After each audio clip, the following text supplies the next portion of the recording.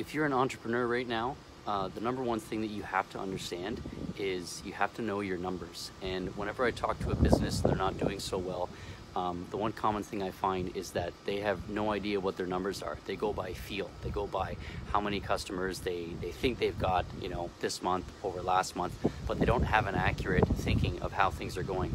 And this is especially true right now when everyone starts throwing around the R word.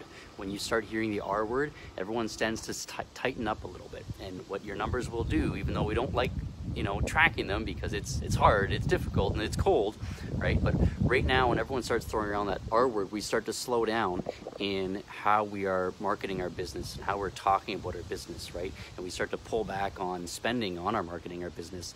And then when we do that, instead of thinking, well, our numbers are down because of the R word, we think that instead, we think, oh, it's the R word's fault. It's not the fact that I pulled back on my spending, I pulled back on my promoting. So without numbers, you can't get an objective idea of how things are really going, and therefore you can't do more of the activity you need to do to promote your business because we just default into blaming the R word. So don't do that. When we keep our numbers, it lets us be objective on what we're actually putting in. And once we're objective on what we're putting in, we can see, are we getting the right outputs of that?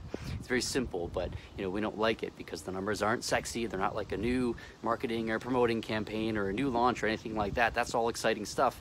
The numbers are cold, but they give us that objective feedback. So when we get discouraged, all we have to do is look at our numbers and see, where am I right now? Where do I need to be? What do I got to, turn the dial up a little bit? But we don't do that. Instead, we just blame the R, right? We got to remember, like, I think it was, who knows, it was Jim Rohn probably said it first, maybe some before him. It's never about the business out there, it's always about the business in here.